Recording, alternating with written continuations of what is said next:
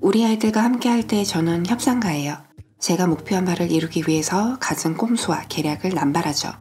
그리고 저희 아이들은 그런 제 꼼수를 대부분은 잘 따라와 주지만 그 중에 정말 싫은 것들은 여러 가지 행동으로 티를 내요. 그러면 그때는 저도 한 발 물러서서 아이들의 의견을 어느 정도 수용해 주죠. 하지만 기본적으로 아이들에게 모든 걸 맞춰주기가 아닌 길들이기를 원칙으로 하기 때문에 아이들에게 휘둘리지 않으려고 노력해요. 우리 집 아이들은 엄마한테 간식 달라고 야옹거려 봐야 간식은 나오지 않는다는 걸 알고요. 그리고 아침밥을 기다리는 아이들이 잠든 제 주위에 모조리 앉아 있을지언정 야옹거리면서 저를 깨우지 않아요. 엄마 옆에서 다른 아이를 그루밍해 줄 때 칭찬을 받는다는 것도 알고요. 놀이를 하고 나면 꼭 먹을 게 나온다는 것도 알아요. 이건 우리 사이의 약속이거든요.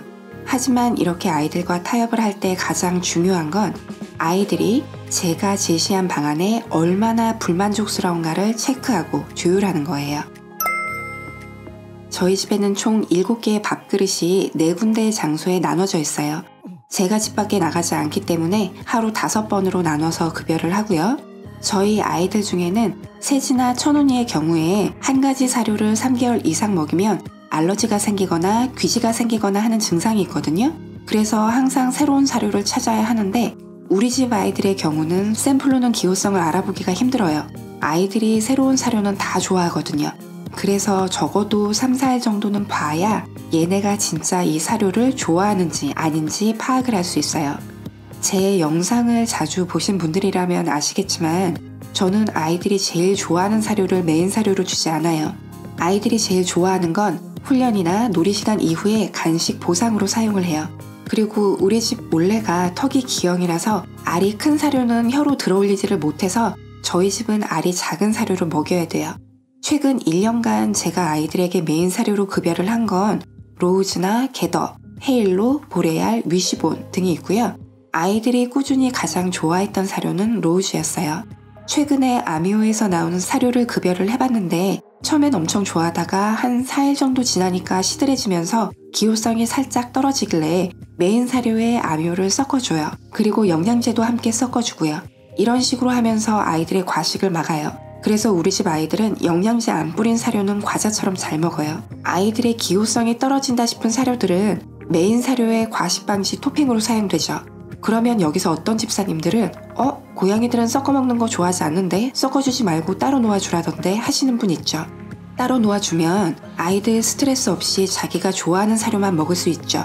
하지만 절대 편식을 막을 수 없어요. 저는 아이들의 스트레스가 생활이나 건강에 지장을 주지 않는 이상 아이들에게 모든 선택권을 다 제공하지 않아요. 물론 제가 아이들에게 양보한 부분도 있어요.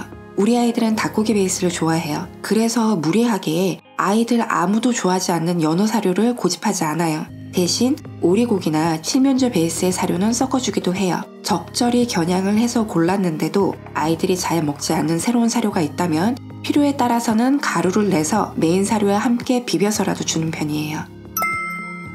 저희 집 물그릇은 총 6개인데요. 제가 본의 아니게 정수기 수집을 하게 돼서 제가 현재 가지고 있는 정수기가 9가지 정도가 되는데요. 이 중에서 4대를 정수기로 돌리고요. 나머지 2개는 투명 물그릇을 사용해서 급여를 해요. 그리고 물그릇의 장소는 모두 다른 장소에 6군데로 나눠져서 놓여 있고요. 메인으로 고정해둔 물그릇의 자리는 총 4군데인데요. 나머지 2개는 여기저기 장소를 바꿔줘요. 그리고 정수기의 종류도 메인으로 사용하는 2개 정도를 두고 나머지 2개는 가끔 바꿔줘요. 캣타워 구석이나 조금 생뚱맞은 장소에 놓아두기도 해요. 그러면 아이들이 재밌어해서 한 번씩 물을 더 마셔보기도 하거든요. 이쯤에서 저희 집 막간 자랑을 해보자면 한 달여 전에 새로 산 대형 개방 화장실을 보고 열광한 팡이가 계속 들락거리면서 신나게 소변 보기 운동을 하다가 결국엔 안 나오는 오줌까지 쥐어짜다가 방광염이 잠깐 걸렸었는데요. 그때를 제외하면 저희 집 아이들은 방광염에 걸린 아이가 없었어요. 저희 집은 간식캔이 아닌 주식캔으로 습식 간식을 주고 있고요. 습식은 일주일에 한 번 정도 주고 있어요. 더 자주 주고 싶은데 제가 좀 게을러서 이 부분은 아이들에게 참 미안한 부분이에요. 예전엔 제가 주식캔, 간식캔의 개념이 별로 없어서 맛난 간식캔만 줬었거든요. 그랬더니 처음에 주식캔으로 바꿨을 때 잘 안 먹더라고요. 그래서 처음에는 쉐바 스튜나 런치캔 등을 조금씩 섞어주면서 적응을 시켜줬고요. 지금은 웬만한 건 다 잘 먹어요. 근데 세지는 제외예요. 세지는 사제 습식은 다 안 먹어요. 추루도 안 먹거든요. 그래서 간식 시간에 세지는 따로 건조 트릿을 주거나 건조 멸치를 삶아서 짠맛을 빼서 주거나 소고기를 구워서 줘요. 돼지고기는 또 안 먹어요. 참 어려운 애죠. 그리고 우리 올레가 건더기 있는 습식을 들어 올려서 먹지를 못하기 때문에 습식 캔이라도 국물이 많은 주식캔을 골라서 곱게 블렌더로 갈아서 줘요. 덕분에 우리 집 아이들은 항상 무스 타입의 습식을 먹어요. 그리고 전 간식을 줄 때 최대한 왁자지껄하게 줘요. 조용히 줘도 간식을 잘 먹지만 그릇에 담아주기 전에 박수도 막 치면서 얘들아 간식 먹자 왕 맛있겠다 막 이러면서 호들갑을 떨면 아이들은 더 열광하거든요. 그 분위기를 그대로 이어가면 아이들이 더 잘 먹어요. 추루를 줄 때도 바닥 여기저기에 조금씩 짜서 아이들이 돌아다니면서 먹게 하고요. 트릿을 줄 때도 바닥에 넓게 뿌리거나 하나씩 던져서 아이들이 뛰어가서 재밌게 먹게 해요. 노는 시간과 먹는 시간 등의 기분 좋은 상황은 최대한 더 업시키고요. 간혹 우다다 하다가 싸움이 나는 기분 나쁜 상황은 쿨하게 넘어가서 그 상황을 더 이상 확대시키지 않는 게 저의 방법이에요. 저희 집엔 총 9개의 화장실이 있고요. 그중 5개는 굿동이고 나머지 4개는 개방형 화장실이에요. 화장실이 놓인 장소는 총 6군데인데요. 한 장소에 2개 이상의 화장실이 모여있지 않아요. 그리고 모래는 로마샌드 파인을 기본적으로 사용을 하는데요. 제가 사용해본 벤토 모래 중에서 가장 먼지가 없는 편이거든요. 고양이들을 키우면서 아주 예전에 딱 3일 정도 옥수수 모래를 사용을 해봤었는데 아이들이 너무 싫어해서 바로 다시 벤토로 바꿔줬어요. 근데 아무래도 벤토는 먼지가 완전히 없을 순 없기 때문에 2달 전인가부터는 가필드 고양이 모래를 섞어줬어요. 워낙에 응고력이 월등하고 친환경 성분이라서 먼지 자체가 없거든요. 근데 이게 금모래예요. 그래도 제 등골이 뽑히는 한이 있어도 이걸로 완전히 갈아타려고 한 달여를 조금씩 가필드를 섞어줘 가면서 드디어 완전히 가필드로만 채워주기를 한 3일을 했는데요. 나나랑 팡이 모찌가 제 생에 단 한 번도 겪어본 적이 없는 화장실 테러를 하면서 금모래 반대 캠페인을 열었어요. 우리 엄마 금모래 산다고 등골 뽑지 말라고 얼마나 지극정성으로 소변 테러를 하던지 참 효심이 지극한 아이들이죠. 근데 한번 가필드를 겪어보면 정말 완전 포기가 힘들거든요. 전 초록색을 사용을 하는데요. 이게 모래 입자가 완전 가루고 굉장히 가벼워서 사막화가 엄청나요. 근데 응고력이 워낙에 넘사벽이라서 화장실 자체가 훨씬 깨끗하게 유지되거든요. 그래서 결국은 가필드와 로마샌드를 반반씩 섞어주는 걸로 아이들과 합의를 보았고요. 덕분에 지난 한 달 동안 저는 저희 집 벽지를 싹 다 갈았고요. 거실 데이베드도 바꾸고 매트리스는 피부 관리실에 깔려있는 비닐로 싸서 그 위에 매트리스 커버를 씌워놨어요. 펠렛도 아니고 두부모래도 아니고 완전 가루 입자의 가필드인데도 싫대요. 정말 고양이들 너무 까다롭죠. 제가 생식이나 직접 요리를 해가면서 아이들 먹거리에 신경을 써주는 좋은 엄마가 되지를 못해서 저는 영양제에 신경을 많이 쓰는 편인데요. 기본적으로 항상 사용하는 건 닥터 모콜라에서 나오는 프로바이오틱스 유산균이에요. 이 회사에서 동물용 유산균도 판매를 하고 있는데요. 동물용 유산균은 급여량이 너무 많아요. 그래서 사료에 넣어주면 굉장히 많이 넣어야 해서 아이들이 잘 안 먹거든요. 그래서 저는 적은 양을 급여해도 되는 사람용을 사용을 하고 있고요. 유산균과 함께 항상 급여하는 메인 영양제를 추가로 하나 더 섞어주는데요. 주로 베타로킨 영양제나 락토페린을 번갈아 가면서 사료에 넣어주고 있어요. 이 외에도 제가 동물 허브 테라피로 공부를 했기 때문에 허브들을 조합해서 파우더로 제가 직접 만들어서 아이들 사료에 토핑을 해주기도 해요. 오메가3나 종합 비타민, 마이뷰 등은 습식캔에 넣어주는 영양제로 사용을 하고요. 그리고 올레는 유전병이 있기 때문에 관절 영양제를 따로 급여를 하고요. 누비는 항산화 영양제를 주고 모찌랑 앙꼬는 심장관리 보조제를 급여를 해요.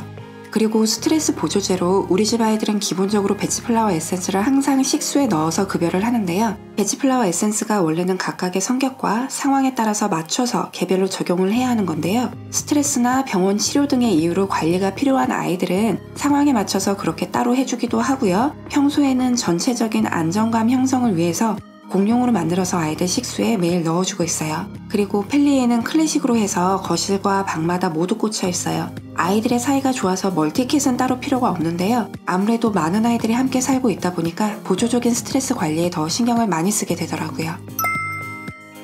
저희 집은 대체적으로 브러싱을 좋아하는 편인데요. 특히 단모종들은 빗질을 엄청 좋아해요. 저만의 노하우를 짧게 말씀을 드리자면 저는 작은 브러쉬를 사용을 하고요. 아이들 정수리와 뺨부터 빗어줘요. 그리고 등줄기와 허벅지, 아이들이 누워있다면 허벅지 뒷부분을 빗어주는데 이 부분을 아이들이 참 좋아해요. 그렇게 해서 한 번씩 슬쩍슬쩍 배 부분을 빗어주고 아이가 자세를 바꾸면서 싫어하는 티를 내면 다시 뺨하고 정수리를 빗어주고 다시 배를 공략하고 이런 식으로 브러싱을 해줘요. 양치질은 사실 제가 가장 창피한 부분이에요. 아이들이 많기도 하지만 전 생활관리를 위한 손길보다 사심없는 교감의 스킨십이 훨씬 더 많아야 한다는 강박 같은 게 있거든요.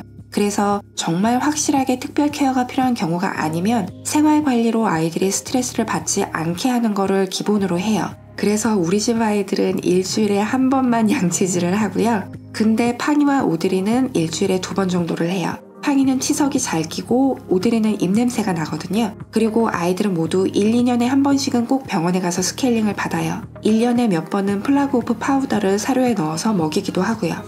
발톱 깎기는 2주일에 한 번 진행을 해요. 그런데 뒷발톱 관리는 저는 그렇게 꼼꼼하게 하지 않아요. 고양이들의 뒷발톱이 앞발톱에 비해서 두껍고 무디기도 하고요. 고양이들이 뛰어다닐 때도 뒷발톱이 너무 짧으면 불편할 거라는 생각이 들더라고요.